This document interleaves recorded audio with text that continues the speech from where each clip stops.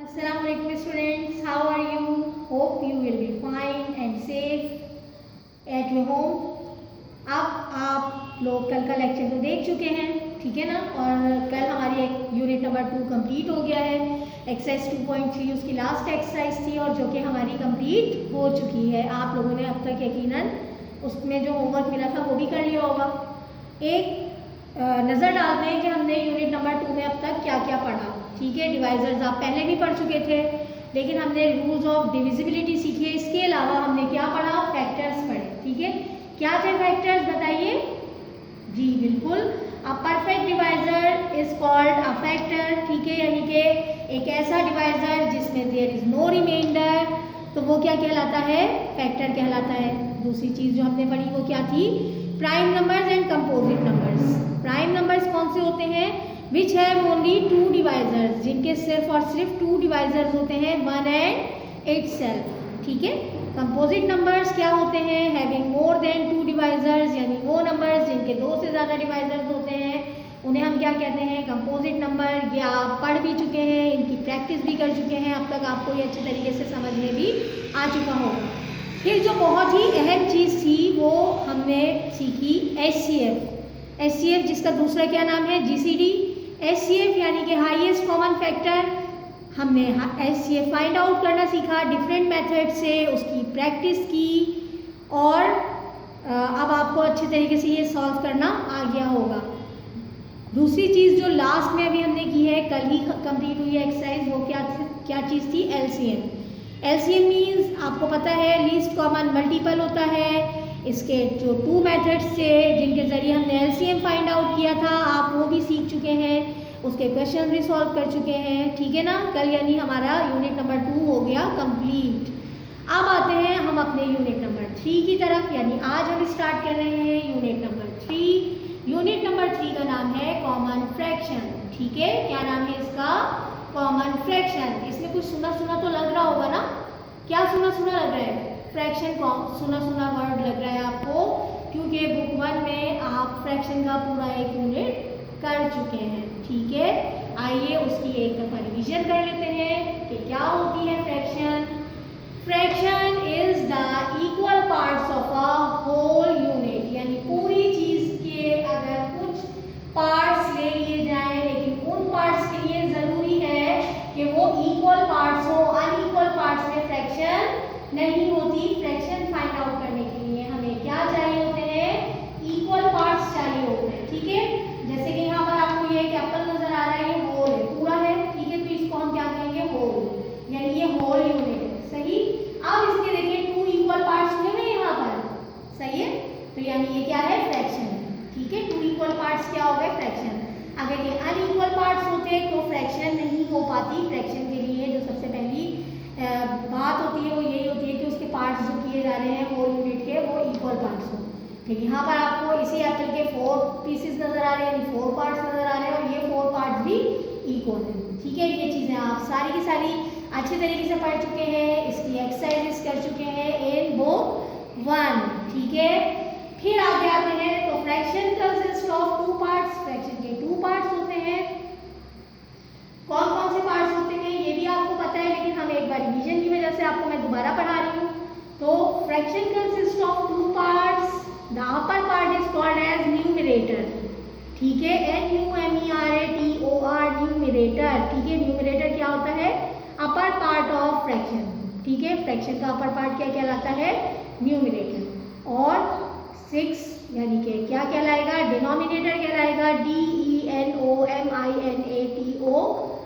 Denominator क्या होता है? लोअर पार्ट ऑफ फ्रैक्शन, यानी कि नीचे वाला जो पार्ट होता है वो क्या कहलाता है?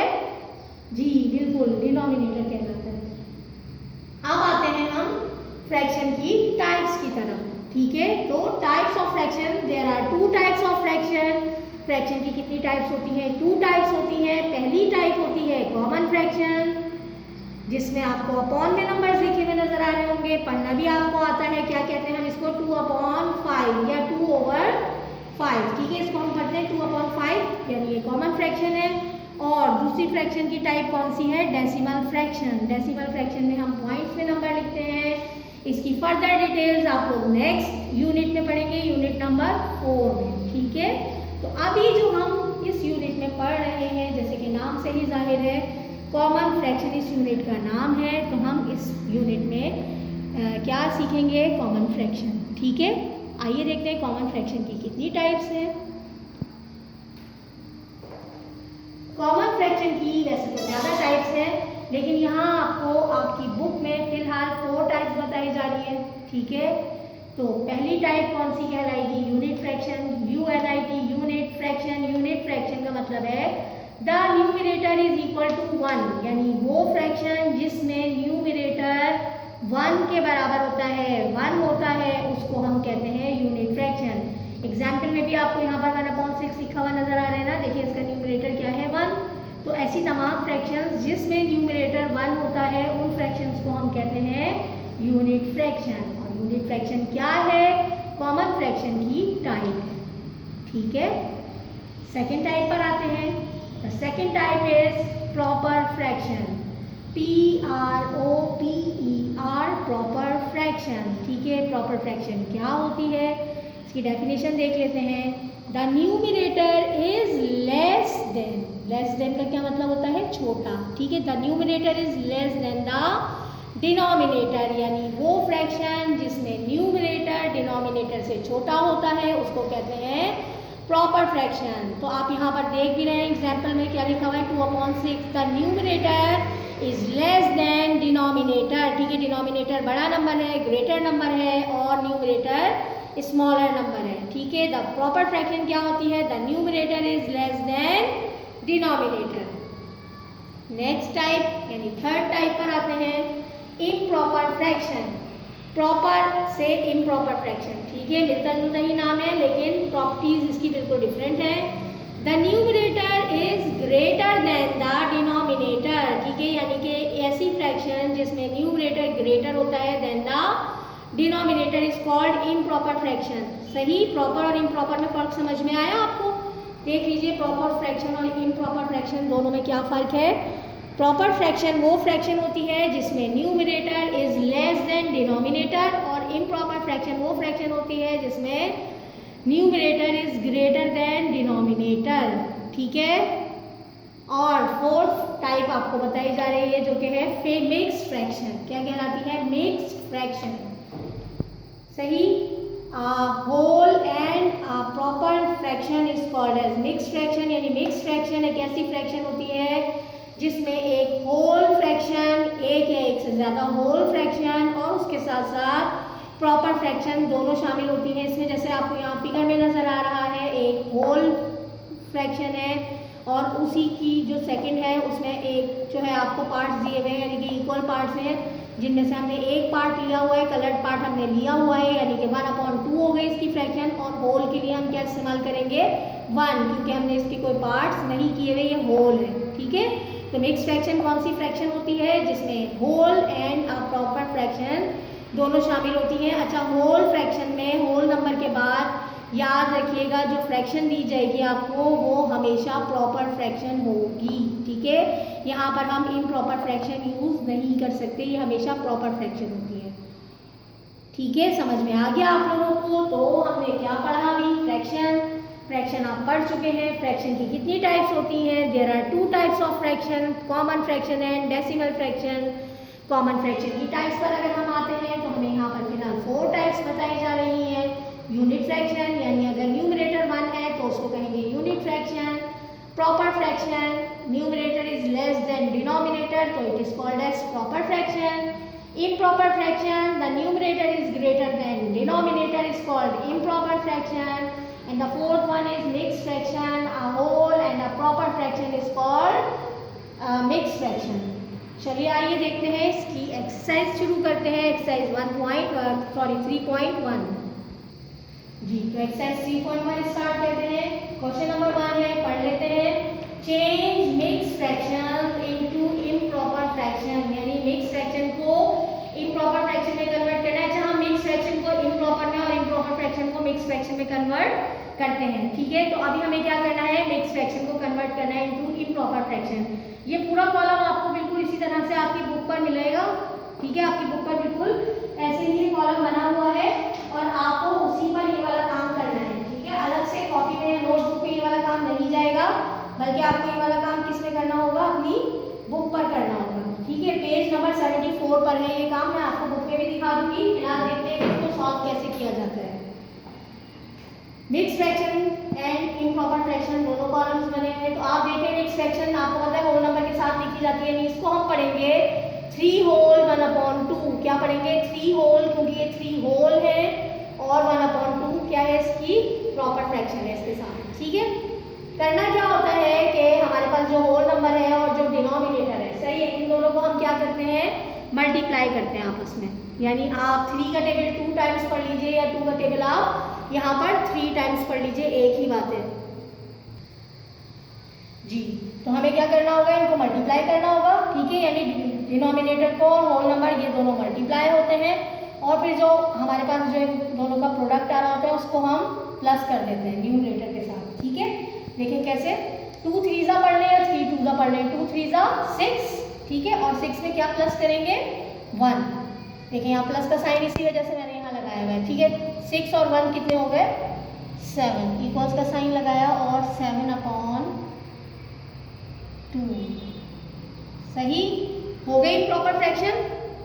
ठीक है ना, चलिए देख रहे हैं आप, numerator is greater than denominator, यानी इम्प्रॉपर में कन्वर्ट हो गया है ये। नेक्स्ट पर आते हैं बी पर।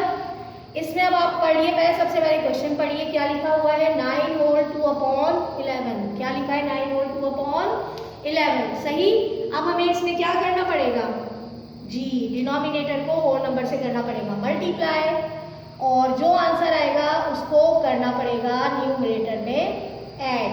ठीक है, यानी यहाँ पर मल्टीप्लाई का साइन लगाते हैं और यहाँ पर प्लस का साइन लगाते हैं। ये ज़रूरी नहीं है कि आप लगाएं, अभी तो मैं आपको सिखा रही हूँ, इस वजह से मैंने यहाँ पर ये वाले साइन लगाए हैं, वरना आपके लिए ज़रूरी नहीं है। आप जब करते रहते हैं, प्रैक्टिस हो जाती है, तो हमें फिर ये बात खुद ही समझ में आ जाती है कि कैसे करना है। अब यहाँ पर आप 9 का टेबल 11 टाइम भी पढ़ सकते हैं और 11 का टेबल 9 टाइम्स भी पढ़ सकते हैं। ठीक है, 11 9 कितने होते हैं, 99, और उस 99 में क्या करना है, हमें ऐड करना है कितने, 2। सही, इसको करने का एक तरीका ऐसे भी हो सकता है, आप यूँ भी कर सकते हैं कि आप 11 9 99 में आपने क्या प्लस किया, 2, और 11 नीचे ही रहेगा क्योंकि डिनोमिनेटर एक ही है। तो हमारे पास यहाँ पर भी क्या हो जाएगा आंसर, 99, 100 और 101, यानी यहाँ पर आंसर क्या आएगा, 101/11। ठीक है, ये बन गई इम्प्रॉपर फ्रैक्शन। इन दोनों में से जो आपको ज़्यादा आसान लग रहा है आप उस तरीके से काम कर सकते हैं। ठीक है, अच्छा आप सी पर आ जाते हैं। ठीक है, सी में आपको क्या करना है, टेबल पढ़ना है। अगेन 5 का टेबल पढ़ना है कितने टाइम, 20 टाइम्स। 5 का टेबल 20 टाइम्स पढ़ना मुश्किल है, इसकी बजाय आप ऐसा कीजिए 20 का टेबल 5 टाइम्स पढ़ सकते हैं। और अगर आप ये कह रहे हैं कि हमने अभी आपको 20 तक टेबल्स याद नहीं करवाए हैं, तो आप जल्द से जल्द टेबल्स याद कर लीजिए, क्योंकि ये आगे बहुत काम में आती है। ठीक है, तो 20 का टेबल कितने टाइम्स पढ़ेंगे, 5 टाइम्स। अगर अभी फिलहाल आपको 20 का टेबल नहीं आता तो आप इसको मल्टीप्लाई करके देख सकते हैं। चलिए आइए देखिए, मल्टीप्लाई करके देखते हैं। 20 को मल्टीप्लाई करेंगे 5 से, 5 0 0 और 5 2 10, यानी ये कितने हो गए, 100। कितने हो गए, 100। 100 में हम क्या प्लस करेंगे, 1। सही है ना, 25 कितने होते हैं, 100। 100 में हम 1 प्लस करेंगे तो कितने हो गए, 101/5। डिनोमिनेटर वही रहेगा, डिनोमिनेटर चेंज नहीं होगा। आप देख रहे होंगे हर क्वेश्चन में डिनोमिनेटर जो है वो सेम है। सही, अब आइए नंबर डी पर। तो आप डी पर देख रहे हैं क्या लिखा हुआ है क्वेश्चन, 40 होल 1/6, यानी 40 का टेबल 6 टाइम्स आपको नहीं पता ना, 6 का टेबल 40 टाइम्स पता है। तो अभी जैसे हमने सी में मल्टीप्लाई किया है 20 को 5 से, बिल्कुल इसी तरीके से यहाँ पर क्या करना पड़ेगा, 40 को मल्टीप्लाई करना पड़ेगा 6 से। ठीक है, तो 40 को मल्टीप्लाई करते हैं 6 से। अगर बड़ा नंबर आ जाए, आपको नहीं आ रहा हो टेबल, तो आप इस तरह मल्टीप्लाई कर सकते हैं, 6 0 0 एंड 6 4 24। ठीक है, यानी ये कितना हो गया, 240। सही, तो अब क्या करना पड़ेगा हमें, 240 में कितना प्लस करेंगे हम, 1। क्या प्लस करेंगे 240 में, 1। 240 और उसमें 1 प्लस किया तो कितने हो गए, 240 1/6। ठीक है, इक्वल्स का साइन मैंने यहाँ पर दोनों में नहीं लगाया था, यहाँ पर भी लगा के। समझ में आ गया आपको? अब ये जो लास्ट है ये आप खुद करके दिखाएंगे, ठीक है। ये आपका होमवर्क है, आसान काम है, यकीनन आपको समझ में आ गया होगा, ठीक है। ये क्या थी, कन्वर्जन थी मिक्स फ्रैक्शन की इनटू इम्प्रॉपर फ्रैक्शन। आप देखिए सारे आंसर्स जो आपके पास मिले हैं वो सारे के सारे इम्प्रॉपर फ्रैक्शन हैं, ठीक है। अब आते हैं इसके क्वेश्चन नंबर 2 की तरफ, वो भी बिल्कुल वैसा ही है, इसी तरह का काम है, लेकिन समझें इसका बिल्कुल उलट क्वेश्चन है। यानी इसमें क्या लिखा हुआ है, change improper fraction into mix fraction. अब आपको इम्प्रॉपर फ्रैक्शन दी जा रही है और आपको उसको किस में कन्वर्ट करना है, मिक्स फ्रैक्शन में कन्वर्ट करना है, ठीक है। तो इसको करने के लिए देख लीजिए, सबसे पहले क्वेश्चन पढ़ लेते हैं। क्या है, पहला है 18/5, क्या लिखा हुआ है यहाँ पर 18/5। अब आप देख रहे हैं यहाँ पर numerator is greater than denominator, यानी ये क्या है, इम्प्रॉपर फ्रैक्शन है, ठीक है। इम्प्रॉपर फ्रैक्शन है, उसको किस में कन्वर्ट करना है, मिक्स फ्रैक्शन में कन्वर्ट करना है। इसको सॉल्व करने के लिए हमें डिवीजन करनी पड़ती है, यानी हम क्या करते हैं, इसको डिवाइड करते हैं, ठीक है ना। तो डिवाइड करने के लिए किस तरह से डिवाइड किया जाता है इसको, यहाँ आपका जो बॉक्स है, गिवन बॉक्स आपको जो बुक में दिया जा रहा है वो अच्छा खासा बड़ा है, ठीक है ना, आप उसी में कर सकते हैं ये सॉल्व। तो करने के लिए आप क्या करेंगे कि साइड पर आप डिवीजन के लिए एक बॉक्स बनाएंगे। अब न्यूमरेटर जो होगा वो हमारा डिविडेंड बनेगा, ठीक है, यानी कि डिविडेंड क्या बनेगा, न्यूमरेटर, और जो डिनोमिनेटर होगा वो बनेगा हमारा यहाँ पर डिवाइजर, सही। यानी कि हम 18 को अंदर रखेंगे और 5 से उसको डिवाइड करेंगे। अब 5 के टेबल में आपको पता है 18 नहीं आता, ठीक है ना। 18 से छोटा क्या नंबर आता है 5 के टेबल में, 15, बिल्कुल ठीक। कितने टाइम्स, 3 टाइम्स, 5 3 = 15। माइनस करेंगे, 8 में से 5 माइनस किए तो 3, 1 में से 1 तो 0। अब यहाँ पर आपको 3 चीजें नजर आती हैं, ठीक है। पहली चीज आपको क्या नजर आ रही है, डिवाइजर, दूसरी चीज आपको क्या नजर आ रही है, कोशेंट, और तीसरी चीज आपको क्या नजर आ रही है, रिमाइंडर, सही। इन तीनों चीजों से ही आंसर बनेगा, यानी हम इन तीनों चीजों को ही अरेंज करके मिक्स फ्रैक्शन बनाएंगे। तरीका देख लीजिए, जो हमारे पास यहाँ पर कोशेंट है वो आएगा एज अ होल नंबर, ठीक है, कोशेंट क्या बनेगा, होल नंबर। रिमाइंडर जो है वो बनेगा न्यूमरेटर, और डिवाइजर जो है वो क्या बनता है, डिनोमिनेटर, क्या बनेगा, डिनोमिनेटर। यानी ये फ्रैक्शन जो बनी है वो क्या बनी है, 3/3/5, क्योंकि डिनोमिनेटर चेंज नहीं होगा यहाँ पर, सही है। डिनोमिनेटर 5 था, क्वेश्चन में डिनोमिनेटर 5 ही रहेगा, सॉल्यूशन में भी। लेकिन होल नंबर क्या बना, क्वोशिएंट में जो नंबर था वो होल नंबर के तौर पर आया है, और जो रिमाइंडर है वो न्यूमरेटर बना है यहाँ पर, ठीक है। आ गया समझ। आते हैं नेक्स्ट पर, यानी कि बी पार्ट पर। 57/12, क्या लिखा हुआ है, 57/12, यानी आपको क्या करना पड़ेगा, डिवाइड करना पड़ेगा अगेन, गुड। तो हम यहाँ पर साइड पर बनाते हैं डिवाइड के लिए। 57 बनेगा डिविडेंड और 12 बनेगा डिवाइजर, सही। 12 के टेबल में आपको पता है 57 नहीं आता, 12 1 = 12, 12 2 = 24, 12 3 = 36, 12 4 = 48 एंड 12 5 = 60। तो 60 तो बड़ा हो गया है ना, क्या करेंगे, 12 4 = 48 लगाएंगे,